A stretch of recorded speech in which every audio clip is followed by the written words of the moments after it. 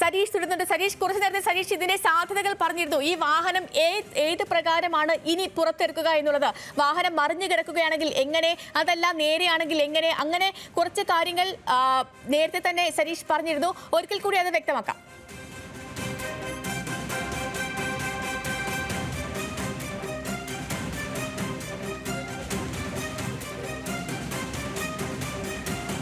നിലവിൽ അർജുൻ്റേതാണ് ഈ വാഹനം എന്ന് കണ്ടെത്തിയ സ്ഥിതിയിൽ എങ്ങനെയാണ് ഈ വാഹനത്തിൻ്റെ അല്ലെങ്കിൽ എങ്ങനെയാണ് അപകടം നടന്നിട്ടുള്ളത് എന്നാണ് എനിക്ക് കണ്ടെത്തേണ്ടത്.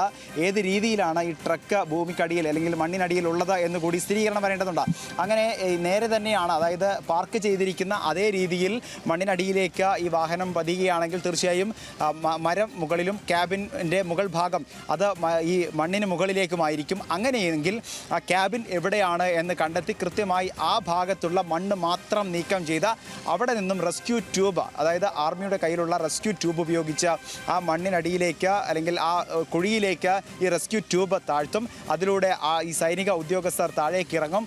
അതിനുശേഷം ക്യാബിന് ഈ ഹോൾസ് ഉണ്ടാക്കി അല്ലെങ്കിൽ അത് മുറിച്ച് മാറ്റി, മുകൾ ഭാഗം മുറിച്ച് മാറ്റി അതിലേക്ക് റെസ്ക്യൂ അധികൃതർ അല്ലെങ്കിൽ സൈനിക ഉദ്യോഗസ്ഥർ ഇറങ്ങും. അതിനുള്ളിൽ നിന്നും അർജുനെ പുറത്തേക്ക് എത്തിക്കാനുള്ള ശ്രമങ്ങൾ നടത്തും. ഇതാണ് ഒരു ഭാഗം. അതോടൊപ്പം തന്നെ ഇനി തലകീഴായി മറിയുന്ന ഒരു സാഹചര്യമാണെങ്കിൽ തീർച്ചയായും അത് കുറച്ചുകൂടി ശ്രമകരമായ ജോലിയാണ്. ആദ്യം ഈ മണ്ണ് നീക്കം ചെയ്ത് അല്ലെങ്കിൽ മണ്ണ് മാറ്റുന്നതിനോടൊപ്പം തന്നെ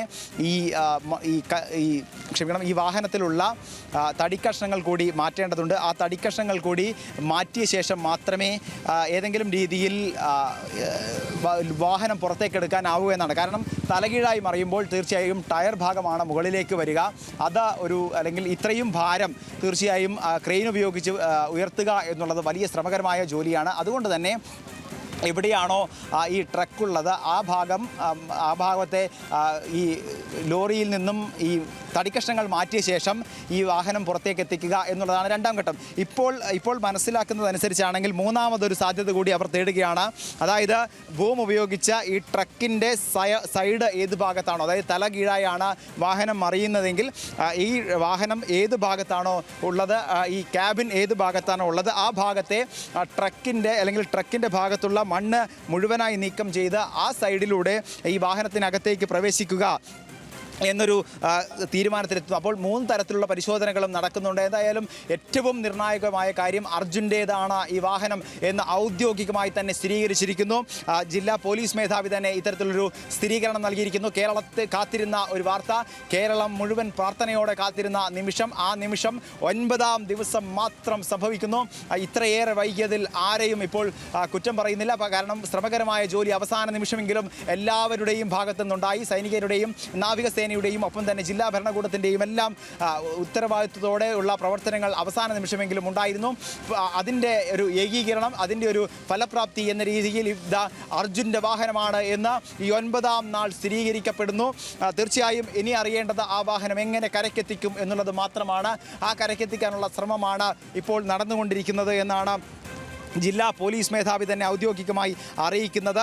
ഇപ്പോൾ പറഞ്ഞിരിക്കുന്നത് ബൂമർ ഉപയോഗിച്ച് തന്നെ ഈ മണ്ണ് നീക്കം ചെയ്യും എന്നുള്ളതാണ്.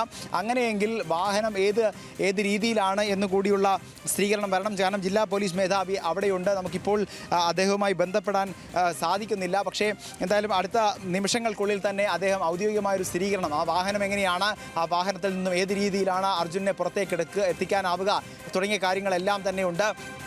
ഇപ്പോഴും കേരളം പ്രാർത്ഥിക്കുന്നത് അർജുൻ്റെ വാഹനമാണെന്ന് കണ്ടെത്തിയ ഉടനെയുള്ള കേരളത്തിൻ്റെ പ്രാർത്ഥന ആ അർജുൻ അതിലുണ്ടാവണമേ എന്നുള്ളതാണ്. കാരണം അപകടം നടക്കുമ്പോൾ അല്ലെങ്കിൽ അപകടത്തിന് നിമിഷങ്ങൾക്ക് മുൻപ് അർജുൻ വാഹനത്തിൽ ഉറങ്ങിക്കിടക്കുന്നത് കണ്ടതായി ദൃക്സാക്ഷികൾ പറയുന്നുണ്ട്. അപ്പോൾ സ്വാഭാവികമായും കേരളം മുഴുവനായി ഇനി പ്രാർത്ഥിക്കുന്നത് ആ വാഹനത്തിൽ അർജുൻ ഉണ്ടാവണമേ, അർജുന് ഒരു ആപത്തും വരാതെ അദ്ദേഹത്തെ കരയ്ക്കെത്തിക്കാനാകണമേ എന്നുള്ളതാണ്. പക്ഷേ 9 ദിവസം എന്നുള്ളത് വലിയ ദൈർഘ്യമാണ്, കാലദൈർഘ്യം വളരെ കൂടുതലാണ്. എത്രത്തോളം പ്രതീക്ഷ നമുക്ക് വെച്ച് പുലർത്തണം എന്നൊരു സംശയം കൂടിയുണ്ട്. എന്തായാലും പക്ഷേ കേരളം വളരെ താല്പര്യത്തോടെ നോക്കി നിന്ന ഒരു കാര്യമാണിത്.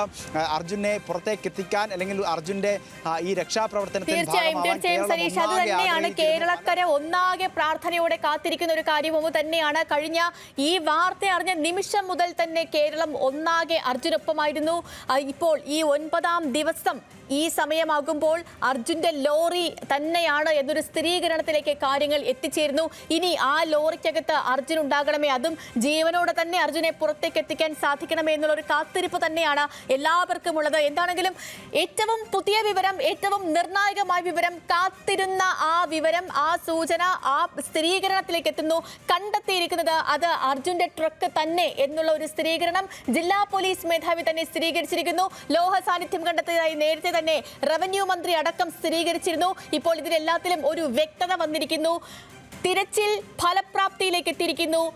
അർജുന്റെ വാഹനം സ്ഥിരീകരിക്കപ്പെട്ടിരിക്കുന്നു. അർജുന്റെ വാഹനം കണ്ടെത്തിയിരിക്കുന്നു.